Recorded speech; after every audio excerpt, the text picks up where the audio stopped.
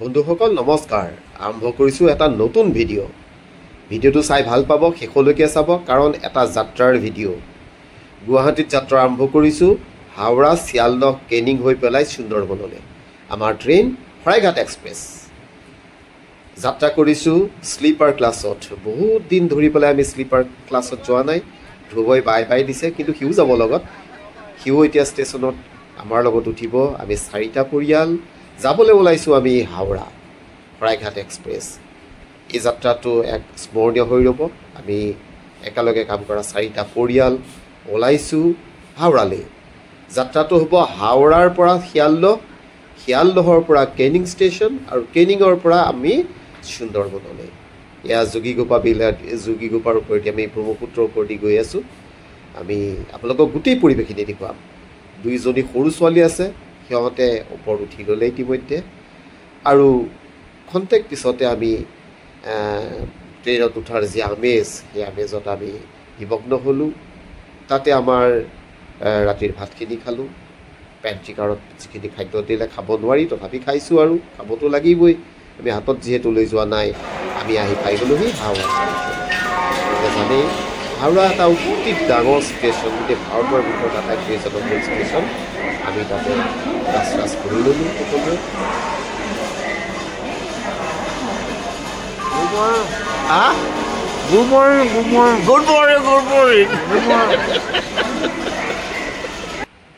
আমি আহি পেলাই পালোহি এয়া বাহিৰৰ পৰা হাওৰা ষ্টেচন পুৱা 5:14 শৰাইঘাট যথেষ্ট স্পীডি ট্ৰেইন 16 ঘণ্টাত আহি হাওৰা পোৱাই দিয়েহি আমি তাৰ পৰা টেক্সি ল'লোঁ আৰু হাওৰা নদীৰ ঠিক সিফালে থকা যিটো শিয়ালদহ ষ্টেচন আছে আমি তালৈ যাবলৈ ওলাই আহিলোঁ এইখন আপোনালোকে দেখিছে বিখ্যাত হাওৰা দলং ইয়াৰ এটা পাৰে আমাৰ হাওৰা ষ্টেচন আৰু ইটো পাৰে আমাৰ শিয়ালদহ ষ্টেচন আমি এতিয়া যাম শিয়ালদহ ষ্টেচনলৈ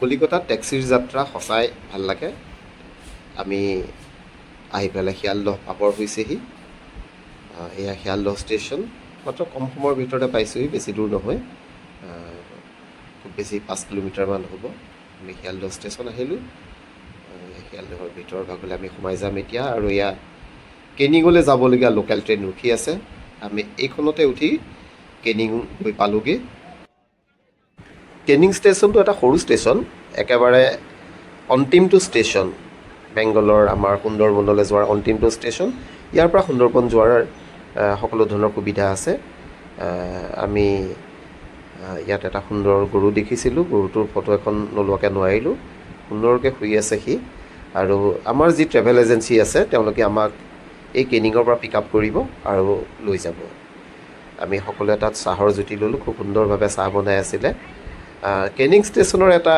ঐতিহ্য আছে 1857 চনত যেতিয়া চিপাহী বিদ্ৰোহ হৈছিলে সেই সময়ৰ যিজন governor general lord Canning Charles Canning তেওঁৰ নামানুসাৰে এই ঠাইটুকুৰাৰ নাম কেনিং হৈছে ইয়াত আমি কিছুমান অদ্ভুত ধৰণৰ যান বাহন দেখিছোঁ এই যান বাহনখিনি আমাৰ তাত দেখিবলৈ নাই ইয়াত মূলতঃ সৰু সুৰা যিখিনি বস্তু কঢ়িওৱা হওক মানুহ কঢ়িওৱা হওক এনেকুৱা ধৰণৰ মটৰচাইকেলতে ট্ৰলি লগাই পেলাই তাৰ মটৰচাইকেলৰ যিটো ইঞ্জিন হয়তো তাতেই এনেকুৱা ধৰণে বনাই পেলাই বস্তু বাহনি অনা নিয়া কামত ব্যৱহাৰ কৰে আমি ফল মূলৰ অকণমান চাবলৈ আহিলোঁ দোকানবিলাকত আমৰ বহুত সস্তা এইটো এটা বেলেগ ধৰণৰ ফল দেখিলোঁ এইটো নামটো কি সোধোঁতে তেওঁলোকে ক'লে যে এইটো ভেলভেট এপল বুলি ক'লে আমি প্ৰথমবাৰৰ বাবে খাইছোঁ বৰ সুন্দৰ ভেলভেট এপলটো খাবলৈ আৰু আমাক ট্ৰেভেল এজেঞ্চিয়ে ইয়াৰ পৰা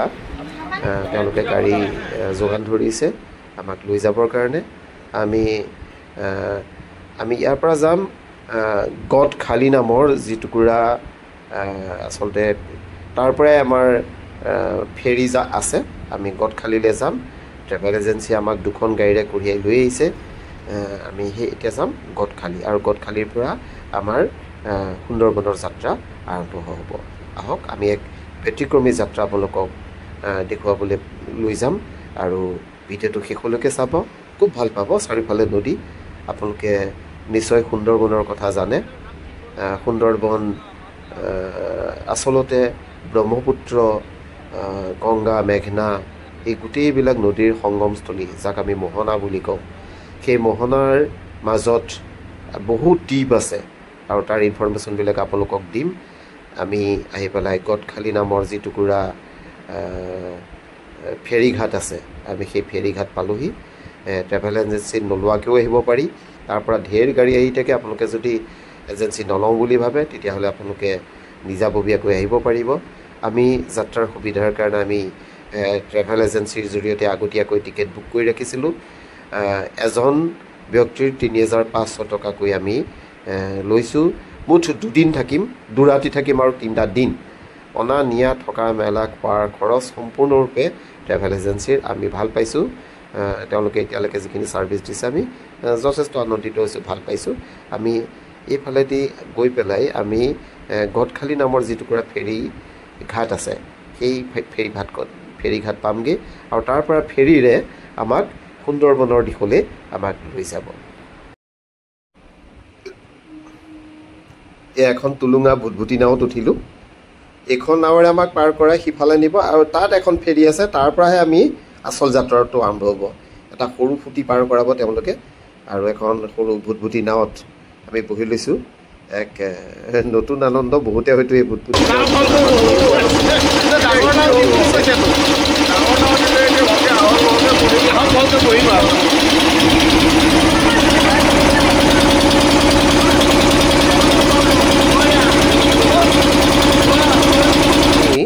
আহি পেলাই ইটো ফেৰীঘাট পালোহি আৰু তাৰ পৰা আমি এখন ডাঙৰ ফেৰীৰে আমি আহি পেলাই সুন্দৰবনৰ য'ত আমাৰ থকা মেলাৰ ব্যৱস্থা কৰিছে আমি সেইফালে আহি পাইছোঁহি। কেওফালে নদী, নদী আৰু নদী। আমি তাৰ পৰা আমাৰ কাৰণে ব্যৱস্থা কৰি দিয়া তেওঁলোকৰ 2খন গাড়ীৰে আমাক কঢ়িয়াই লৈ গৈছে। আমাক থকাৰ যিটো জেগা বন্দবস্ত কৰিছে, আমি সেই থকা ঠাইলৈ গৈ আছোঁ। আৰু কিছু দূৰ প্ৰায় 10-15 কিলোমিটাৰ মানেই হ'ব নেকি, কাৰণ 20 মিনিটমান সময় অহাৰ পিছত আমি আমাৰ কাৰণে ব্যৱস্থা কৰা আমি 4টা ৰুম লৈছোঁ, 4টা পৰিয়ালৰ কাৰণে। একেলগতে অকণমান খালী জেগা আছে। এইটো ৰুমটো খুব সুন্দৰ ব্যৱস্থা, AC ৰুম। আৰু আহি আমি ব্ৰেকফাষ্টত বহিলোঁ।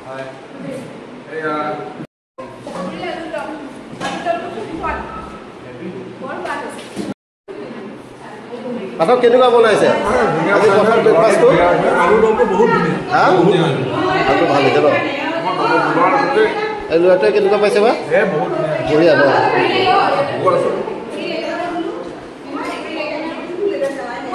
কেনেকুৱা হৈছে ব্ৰেকফাষ্ট? এই ব্ৰেকফাষ্ট কেনেকুৱা হৈছে? বহুত টেষ্টি ন? বঢ়িয়া, ঠিক আছে।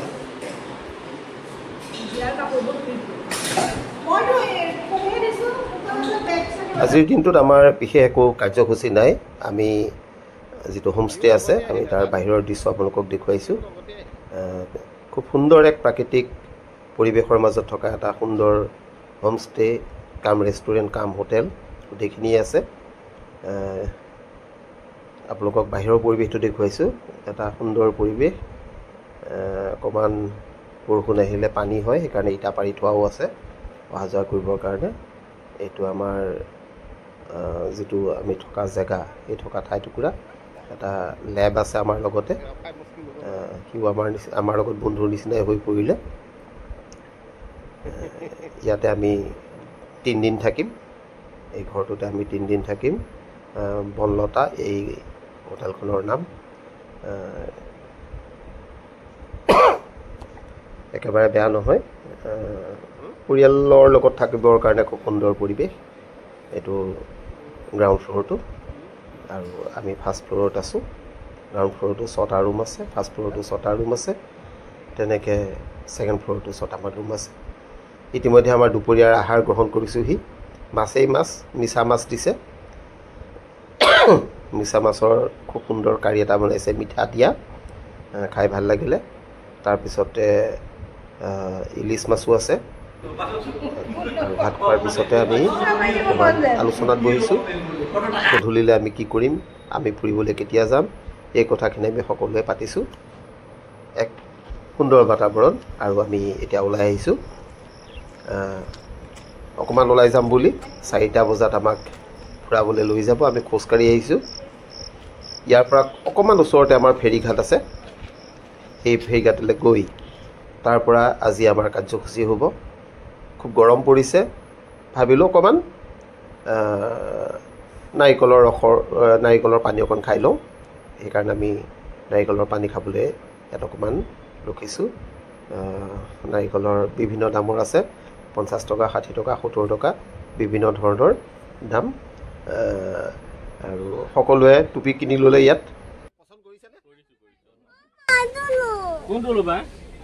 এনেকৈ দি দিওঁ নেকি? ইয়াত তাত সৰু এনেকুৱা নাইও নহ'লে।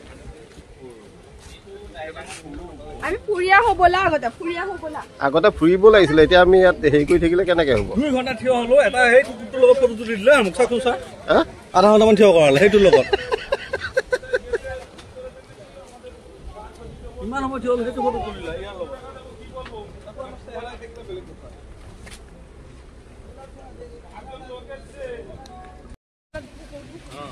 কোনখন আমাৰ? Where is our airport?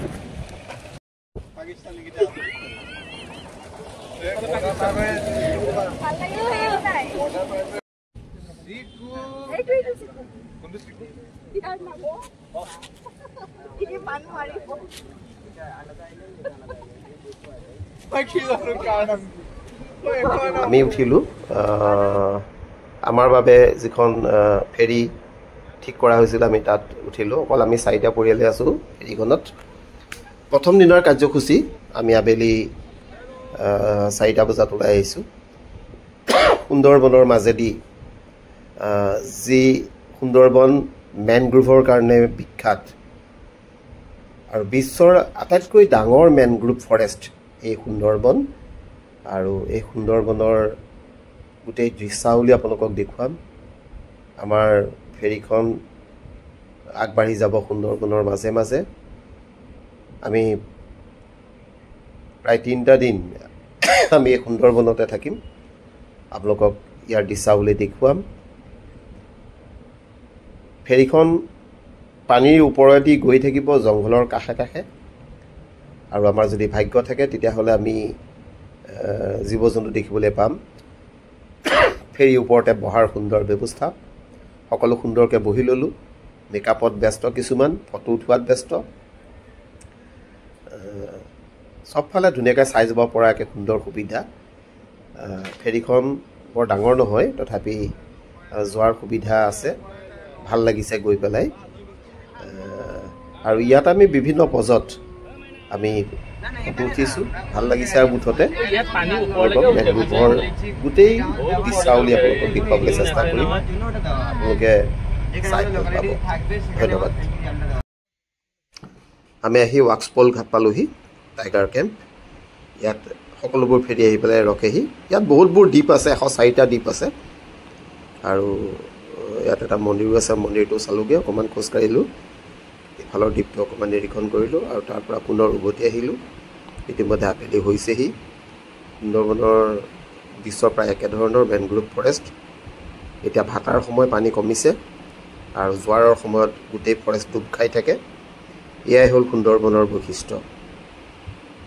আমাৰ দ্বিতীয় দিনটোৰ কাৰ্যসূচী আজি শেষ হ'ব। সন্ধিয়া আমাৰ হোটেলত কিছু সাংস্কৃতিক অনুষ্ঠানৰ ব্যৱস্থা কৰিছে। আহক আমি ইয়াৰ পিছৰ যিটো কাৰ্যসূচী আছে, হোটেললৈ যাম।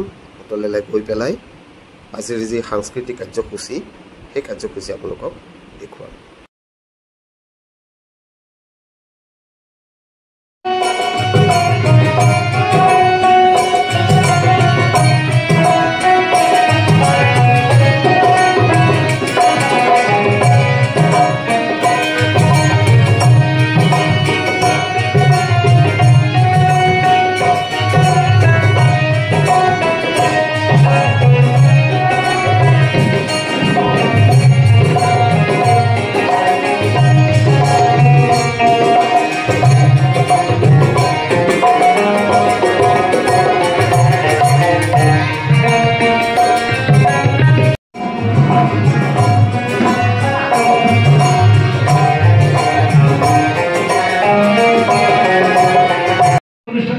করি, তারপর অন্যান্য গান শোনাবো, আমাদের এখানকার নদীর গান যেটা রয়েছে নদীর গানও শোনাবো। কেমন?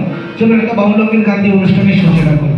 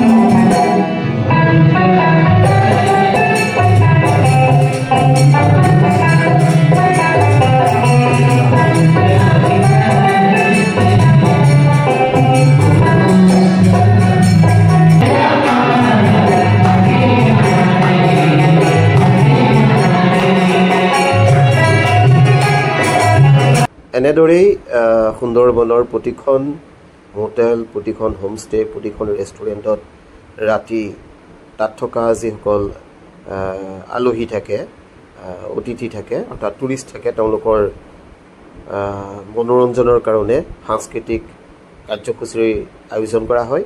আমাৰ খুব ভাল লাগিলে। আজি হোটেলখনত মানুহ কম আছিলে, কেৱল মাত্ৰ আমি 4টা পৰিয়ালেই আছিলোঁ। আৰু দিনটোৰ ভাগৰৰ পিছত সন্ধিয়াকণৰ এই আমেজ আমি কেতিয়াও পাহৰিব নোৱাৰোঁ। এক সুন্দৰ বাতাবৰণৰ মাজেৰে আজিৰ দিনটো আমাৰ পাৰ হৈ গুচি যায়। গতিকে আজি ইয়াৰ পিছত আমি ডিনাৰ কৰি সকলোবোৰ শুই থাকোঁ আৰু অহা কাইলৈৰ যিখিনি পৰিৱেশ, সেই পৰিৱেশখিনি পুনৰ আপোনালোকৰ আগলৈ লৈ আহিম। শুভৰাত্ৰি।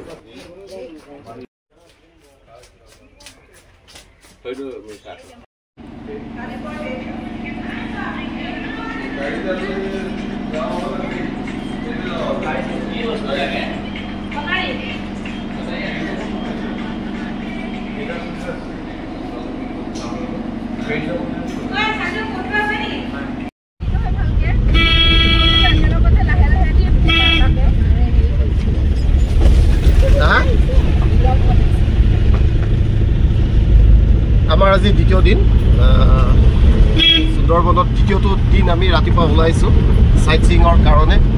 নাজানো ক'লে নিয়ে। যোৱাৰ পিছত আমি আপোনালোকক গোটেই বস্তুখিনি দেখুৱাম যে দ্বিতীয় দিনৰ কাৰ্যসূচীত আমাৰ যিটো পেকেজ ষ্ট'ৰ আছিলে, পেকেজ ষ্ট'ৰত কি কি অন্তৰ্ভুক্ত কৰিছে সেইখিনি আপোনালোকক দেখুৱাম। বলক আমাৰ লগত গৈ থাকোঁ আৰু আজিৰ দিনটোৰ যিখিনি কাৰ্যসূচী, এই কাৰ্যসূচীখিনি বৰ খুব সুন্দৰকৈ দেখুৱাই দিম। Thank you. মৰ্ণিং। আমাক তেওঁলোকে লৈ আহিলে এটি কুটিৰ শিল্প। কুটিৰ শিল্প মানে ইয়াৰ যি বিখ্যাত হেণ্ডলুম আছে, এই তালৈ আহিছে। কুটিৰ শিল্প হাতেৰে ইয়াত বোৱা কটা কৰা হয়। শিপিনীসকলে সূতা কটাৰ পৰা কাপোৰ চিলোৱা, ৰং কৰা, এই গোটেই কামখিনি ইয়াতে কৰে। আৰু বিপণী আছে, ওচৰতে দোকান আছে আৰু তাত তেওঁলোকে বিক্ৰী কৰে। প্ৰথমবাৰৰ বাবে আমি এনেকুৱা দেখিছোঁ কেনেকৈ কাপোৰত ৰং কৰে, কেনেকৈ কাপোৰত ফুল তুলে। এক পুৰণা পদ্ধতিৰে, অৰ্থাৎ মেচিনৰ সহায় নোলোৱাকৈ হাতেৰে তেওঁলোকে এই গোটেই কামখিনি কৰে। আমি দেখি আচৰিত হৈছোঁ। এই গোটেই ঘৰসমূহ ব্ৰিটিছৰ দিনৰ আৰু এক সম্পূৰ্ণ থলুৱা প্ৰযুক্তিবিদ্যাৰে এই কামখিনি কৰি আছে। কাপোৰখিনি অন্তিম পৰ্যায়ত তেওঁলোকে সিজোৱাৰ পিছতে গোটেই মম চম এনেকুৱা যিখিনি বস্তু দিয়ে এইখিনি আঁতৰি যোৱাৰ পিছত তেওঁলোকে ইস্ত্ৰি কৰে আৰু ইস্ত্ৰি কৰি এইখিনি বজাৰলৈ বিক্ৰীৰ কাৰণে পঠিয়াই দিয়ে। আমাক আচলতে গাইডে বৰ ভালদৰে নোকোৱাৰ কাৰণে আমি কথাবোৰ বুজি পোৱা নাই। এইখিনি কাপোৰ ধোৱাৰ পিছত তেওঁলোকে মেলি দিব আৰু মেলাৰ পিছতে এইখিনি ইস্ত্ৰি কৰাৰ পিছত পেকেটিং হ'ব আৰু তাৰপিছতে ইয়াত দাম নিৰূপণ হৈ পেলাই বিক্ৰীৰ কাৰণে যাব। পশ্চিমবংগৰ এক ঐতিহ্যপূৰ্ণ ব্যৱসায় আৰু ইয়াৰ গুৰি ধৰোঁতাসকলৰ ইয়াত ফটোবিলাক থোৱা হৈছে। ইয়াৰ সম্পূৰ্ণ বুৰঞ্জী আমি নাজানো, কিন্তু আমি ইয়াৰ পিছতে বিপণীখনলৈ আহিলোঁ। আহকচোন, সেই তাত নিৰ্মাণ কৰা কাপোৰখিনি এইখন দোকানত পোৱা যায়। আমি ইয়াৰ পৰা সকলোৱে এটা এটা চিন স্বৰূপে আমি ইয়াৰ পৰা বস্ত্ৰ ক্ৰয় কৰোঁ।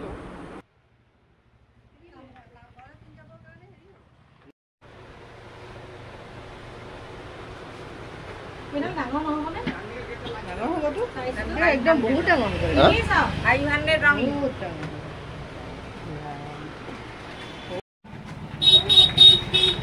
হেণ্ডিক্ৰাফ্ট ইণ্ডাষ্ট্ৰীৰ পৰা এইটোকে চাইছোঁ আৰু বেয়া নহ'ব নেকি? ইছকা কিতাপ কত দাম কত? 500 थोड़ा कम फिक्स प्राइस 500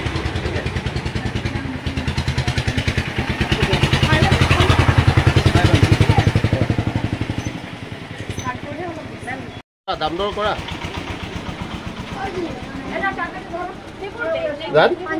দাম দৰ কৰা কিবা লাগে যদি নালাগে ন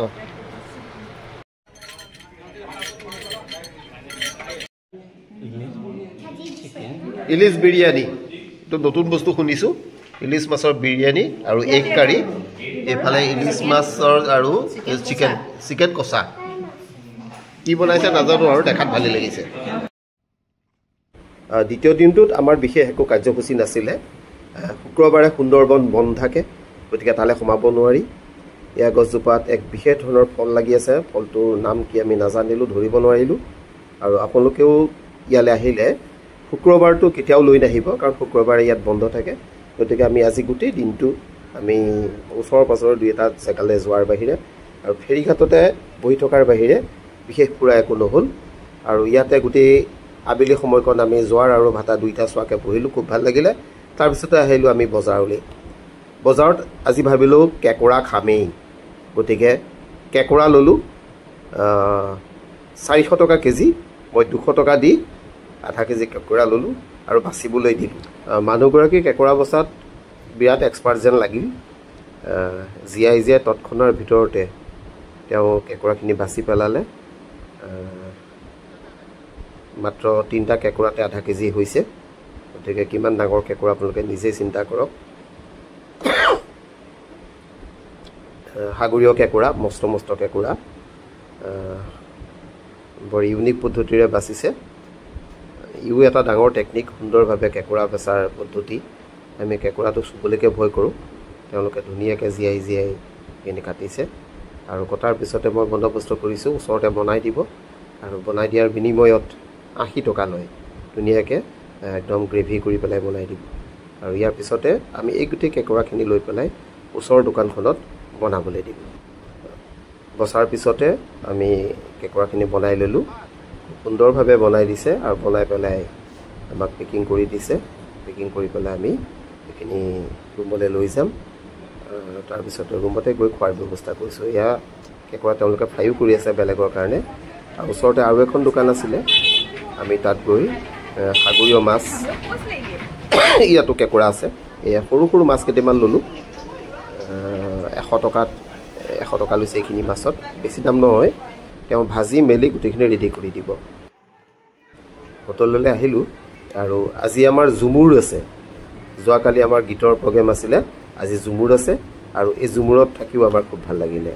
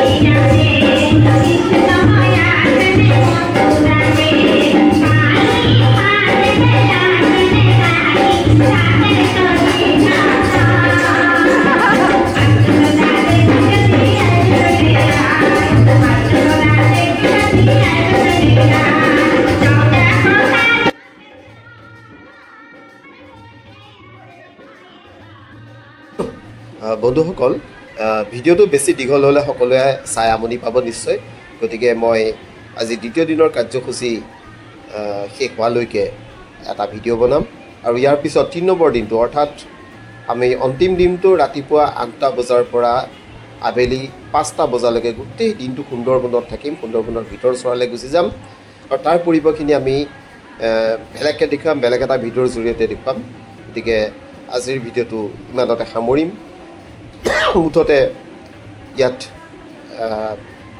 এণ্টাৰটেইনমেণ্টৰ কাৰণে ইয়াত সম্পূৰ্ণ সুন্দৰ ব্যৱস্থা কৰা হৈছে আমি কেনেকৈ 3টা দিন ইয়াত পাৰ কৰিছোঁ আমি গমেই নাপাওঁ খুব সুন্দৰ এক পৰিৱেশ দিনটো আমাৰ সুন্দৰকৈ পাৰ হয় ৰাতি আহি পেলাই কালচাৰেল প্ৰগ্ৰেম আৰু আমিও সমানে তেওঁলোকৰ লগত জড়িত হৈ কালচাৰেল প্ৰগ্ৰেমত অংশগ্ৰহণ কৰিছোঁ গতিকে বন্ধুসকল আপোনালোকে আজিৰ এই ইমান সময়লৈকে আপোনালোকে ভিডিঅ'টো চোৱাৰ কাৰণে ধন্যবাদ জনাইছোঁ আশা কৰোঁ অহা কাইলৈৰ যিখিনি দীঘলীয়া কাৰ্যসূচী সেইখিনিও চাব শুভৰাত্ৰি